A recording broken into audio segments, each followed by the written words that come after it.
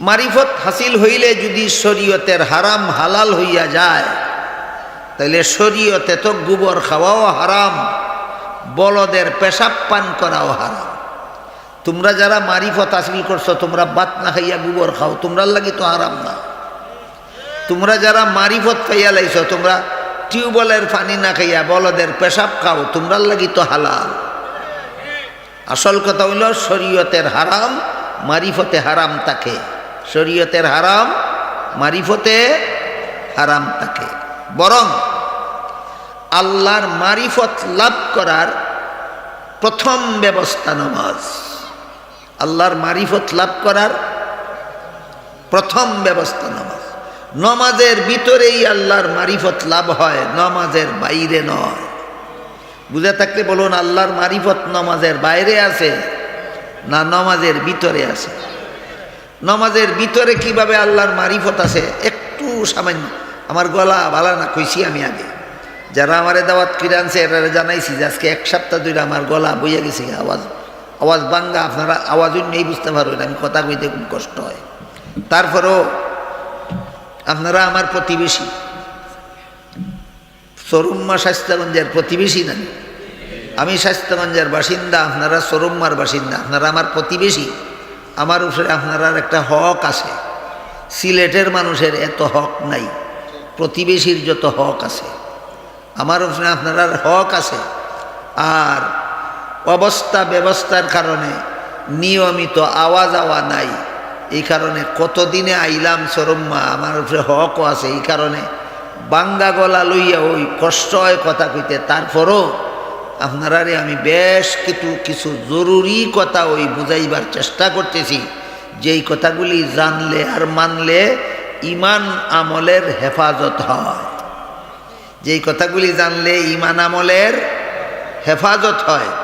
কলেমা সম্পর্কে যে কথাগুলি কইছি, এগুলি জানলে আর মানলে ইমান হেফাজত হয়। আর এখন যে কথাগুলি বলতেছি, এগুলি জানলে আর মানলে আমল হেফাজত হয়। এখন কি হেফাজতের আলোচনা? আমল হেফাজতের আলোচনা। আল্লাহর মারিফত নামাজের বাইরে নাই, কই আছে? নামাজের ভিতরে আছে। কিভাবে ভিতরে আছে শুনেন। আল্লাহ পাক রব্বুল আলামিন বলেন, আমার বান্দা যখন নামাজে দাঁড়াইয়া সূরায়ে ফাতিহা পড়ে, তখন বান্দায় আমার সাথে আলাপ সালাপ করে। কেমনে আলাপ সালাপ করে? বান্দায় যখন কয় আলহামদুলিল্লাহি রাব্বিল আলামিন, সমস্ত প্রশংসা ওই আল্লাহর জন্য যিনি সমগ্র জগতের প্রতিপালক, তখন আল্লাহ জবাব দেন। আল্লাহ বলেন, আমি তখন তারে জবাব দেই, কই হামিদানি আব্দি, আমার বন্দায় আমার গুণ, আমার প্রশংসা করছে। বন্দায় যখন নামাজও দাঁড়াইয়া কয় আর রহমানির রহিম, আমার আল্লাহ মেহেরবান, আমার আল্লাহ দয়াল, আল্লাহ বলেন আসনা আলাইয়া আব্দি, আমার বান্দা আমার গুণগান গাইছে। বান্দা যখন কয় মালিক ইয়াউমিদ্দিন, আমার আল্লাহ হাসরের দিনের মালিক, আল্লাহ বলেন মাজ্জাদানি আব্দি, আমার বান্দা আমাকে সম্মান করছে। বান্দা যখন কয় ইয়াকা নাবুদু ওয়া ইয়াকা নাস্তাঈন, হে আল্লাহ তোমারই ইবাদত করি আর তোমার কাছেই সাহায্য চাই, তখন আল্লাহ বলেন লাকামা সাআলতা ইয়া আব্দি, ও আমার বান্দা তুই আমার কাছে যা চাইলে আমি তোরে দান করে দিলাম। কার সাথে সরাসরি কথা হয়? আল্লাহর সাথে সরাসরি কথা হয়। নামাজের বাইরে না নামাজের ভিতরে? তাহলে কারো পরিচয়, মারিফত শব্দের অর্থ পরিচয়, কারো পরিচয় অসাক্ষাতে বালা হয় না সাক্ষাতে বালা হয়? আল্লাহর সাথে বন্দার সাক্ষাৎ হয় নামাজের বাইরে না ভিতরে? সুতরাং নামাজের বাইরে আল্লাহর মারিফত নাই, নামাজের ভিতরে আল্লাহর মারিফত। যারা বলে নামাজের বাইরে তারা মারিফত পালন করে, এরা পীর নয়, ভণ্ড। এদের বক্ত মুরিদান, মুরিদ নয়, ভণ্ড মুরিদ। ফির বন্ড মুরিদ বন্ড, ফির বন্ড মুরিদ বন্ড। এইসব বন্ড ফিরের অনেক এমন বন্ড আছে যারা ট্যাং সরাইয়া দেয় মুরিদানে সেজদা দিত, মুরিদে সেজদা করে আর ফিরে সেজদা লয়। আমরা যদি বলি হারাম, তখন আপনারা শিখাইয়া দেয় বন্ড ফিরে আর বন্ড ফিরের মুরিদানে। মৌলবীরে গিয়া জিজ্ঞাসা কর, আল্লাহ ছাড়া আর কেউ রে সেজদা করা যদি হারাম হয়, তাহলে ফিরিস্তারা যে আদম রে সেজদা করছিল হালাল হইছিল না হারাম হয়েছিল? আপনারা শুনলে তো আক্কা বাক্কা লাগে যাবেন, এটা তো ঠিক হইছে। ফিরিস্তারা তো আল্লাহরে সেজদা করছিল না, আদম রে সেজদা করছিল। ফিরিস্তারা আদম রে সেজদা করলে যদি হালাল হয়, আমরার ফিরে সেজদা করলে হারাম হবে কেন? এই প্রশ্নের জবাব বোঝার জন্য স্মরণ রাখুন, আদম হাওয়ার ঘরে প্রতি বৎসর 2টা করে যমজ সন্তান জন্ম হইত। একটা ছেলে একটা মেয়ে একসাথে জন্ম হইত। আগের বছর 2টা একসাথে জন্ম হইল, পরের বছর আবার একটা ছেলে একটা মেয়ে একসাথে জন্ম হইত, তারপরের বছর আবার একসাথে একটা ছেলে একটা মেয়ে একসাথে জন্ম হইত।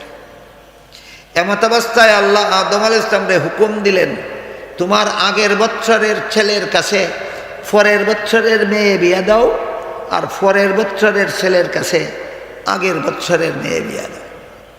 আদম আলাইহিস সালাম আল্লাহর হুকুমে তাই করছেন। ঘটনা বুঝে থাকলে বলেন, আদম নিজের মেয়েকে কার ছেলের কাছে বিয়া দিছেন? এটা আদম আলাইহিস সালামের জন্য হালাল ছিল, তোমার জন্য হারাম। এখন যদি কেউ নিজের মেয়েরে নিজের ছেলের কাছে বিয়া দেয় আর কয় আদমে দিলে যদি হালাল হয়, আমি দিলে হারাম হবে কেন? দলিল না শয়তানি? ঠিক তেমনি ভাবে আল্লাহ ছাড়া অন্যকে সেজদা দিয়া সম্মান করা আদমের শরীয়তে হালাল ছিল, মুহাম্মাদুর রাসূলুল্লাহর শরীয়তে হারাম। এখন যদি কেউ ফিরে সেজদা দিয়া কয় ফিরিস্তারা আদমরে সেজদা দিলে যদি হালাল হয়, আমি আমার পীরকে সেজদা দিলে হারাম হবে কেন? এটা দলিল নয়, শয়তানি। এরকম দলিলের নামে শয়তানি করা আসল পীরের কাজ নয়, ভণ্ড পীরের কাজ। কাজেই নামাজ পড়া শরীয়তেও ফরজ, 5 বেলার নামাজ পড়া তরিকতেও ফরজ, 5 বেলার নামাজ পড়া হকিকতেও ফরজ, 5 বেলার নামাজ পড়া মারিফতেও ফরজ। আরো সংক্ষেপে বলতে গেলে 5 বেলার নামাজ শরীয়তেও ফরজ, মারিফতেও ফরজ। যে বলে নামাজ মারিফত হাসিল হইলে নামাজ ফরজ থাকে না, সে মুসলমান নয়, কাফির, সে কোরআন মানে না। কোরআনে আল্লাহ বলেছেন, ওয়াবুদ রাব্বাকা হাত্তা ইয়াতিয়াকাল ইয়াকিন, মরণ পর্যন্ত ইবাদত বন্দেগী করতে থাকো। কাজী যে বলে মরণের আগেই নামাজ মাফ হইয়া যায়, সে কোরআন মানে না। যে কোরআন মানে না, সে ইমানে মুফাসসালের 3 নম্বর মানে না। যে মানে না সে মুসলমান থাকে না, কাফের হইয়া যায়। এবার বুঝে থাকলে বলেন, ইমান বিল গাইবের পরে কোন কাজ ফরজ? 5 বেলার নামাজ। ইমান বিল গাইবের পরে কোন কাজ ফরজ? 5 বেলার নামাজ। 5 বেলার নামাজ সম্পর্কে হাদিস শরীফে আল্লাহর রাসূল বলেন, আস-সালাতু মিফতাহুল জান্নাত, নামাজ বেহেশতের চাবি, বেহেশতের চাবি। আল্লাহর রাসূল মেরাজ থেকে মেরাজে গিয়া আল্লাহর পক্ষ থেকে উম্মতের জন্য 50 বেলা, দৈনিক 50 বেলার ফরজ নামাজ নিয়ে আসছিলেন। মুসা আলাইহিস সালাম বারবার ফিরে দিয়েছেন মাফ নেওয়ার জন্য। একবার ফিরে গেছেন আল্লাহর রাসূল আল্লাহর দরবারে মাফ নেওয়ার জন্য। আল্লাহ 5 বেলা করে মাফ দিয়েছেন 9 বার। বলেন 5 বেলা করে 9 বার মাফ দিলে কত বেলা মাফ হইল? 45 ওয়াক্ত মাফ হইল, আর রইল মাত্র 5 বেলা। আল্লাহ পাক রব্বুল আলামিন রাসূলকে বলে দিলেন, জানাইয়া দিলেন, আর মাফ চাইলেও মাফ দিতাম না, আর মাফ চাইলেও মাফ দিতাম না। এই দৈনিক 5 বেলার নামাজের মাধ্যমে আপনার উম্মত আমি আল্লাহর সাথে সরাসরি কথা বলার সুযোগ লাভ করব। এই জন্য নামাজ হইল মুমিনদের মেরাজ, নামাজ হইল মুমিনদের মেরাজ। রাসূল 7 আসমানের উপরে গিয়ে আল্লাহর সাথে সাক্ষাৎ করে আল্লাহর সাথে কথাবার্তা বলছেন। আর রসুলের উম্মত দৈনিক 5 বার নামাজও দাঁড়াইয়া আল্লাহর সাথে কথাবার্তা বলে। এই জন্য নামাজ হইল মুমিনদের মেরাজ। বুঝে থাকলে এবার বলেন, 5 বেলার ফরজ নামাজ আল্লাহ রসুলের মাধ্যমে আমাদের কাছে পাঠাইছেন কোন রাত্রে? মেরাজের রাত্রে। মেরাজের রাত্রে রসুল 5 বেলার ফরজ নামাজ আল্লাহর পক্ষ থেকে সমঝিয়া নিলেন, আইনা উম্মতের রাতে সমঝাইলেন, সমঝাইয়া বললেন বেহেশতের চাবি দিলাম। কি দিলাম? বেহেশতের চাবি দিলাম। আল্লাহর কাছ থেকে 5 বেলার ফরজ নামাজ আইনা উম্মতরে দিয়া বলছেন বেহেশতের চাবি দিলাম। এরপরে যদি কোনো মুমিন মুসলমান নামাজ পড়তে চায় না, তাহলে সে বেহেশতের চাবি নিতে চায় না? নিতে চায় না। হে মুখে কয় না, কাজে কর্মে বোঝায় যে নবী আপনি আমারে বেহেশতের চাবি দিলেও আমি নিতাম না। হে মুখে কয় না, কাজে কর্মে বুঝাইতে চায় নবী আপনি মেরাজের রাত্রে আল্লাহর কাছ থেকে নামাজ নামের চাবি, বেহেশতের চাবি আইনা দিতেছেন, আমি নেই না, আমি নেই না। এর চেয়ে বড় হতভাগা মুসলমান আর কেউ হতে পারে না। 5 বেলার ফরজ নামাজ যেই মুসলমান হওয়া সত্ত্বেও, কলেমা বিশ্বাস করা সত্ত্বেও যে 5 বেলার নামাজ পড়তে চায় না, সে বেহেশতের চাবি নিতে চায় না।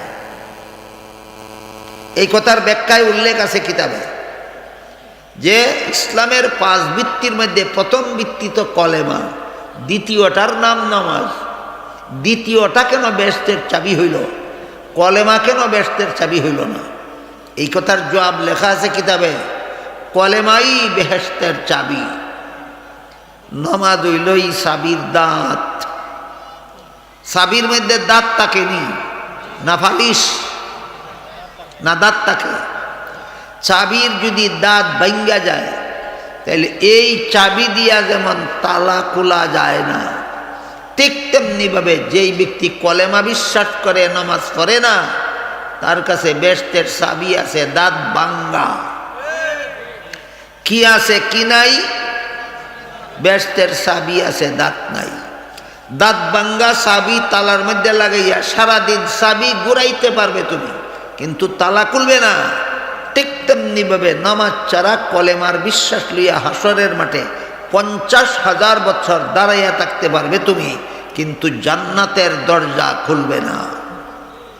বুঝে থাকলে বলেন, কলেমাই জান্নাতের জন্য যথেষ্ট না? দাঁত, নামাজ নামের চাবি লাগবে, নামাজ নামের চাবি লাগবে।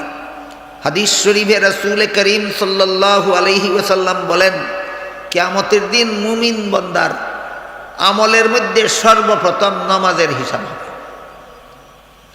মুমিন বান্দার যত আমলের হিসাব হইব কিয়ামতের দিন, এর মধ্যে সর্বপ্রথম হিসাব হইব কিসের? নামাজের। আল্লাহ রসুল বলেন, যেই বান্দা নামাজের হিসাবে খালাস পাইব, সব হিসাবে খালাস পাইব। যেই বান্দা নামাজের হিসাবে ধরা খাইব, পরবর্তী সমস্ত হিসাবে ধরা খাইব।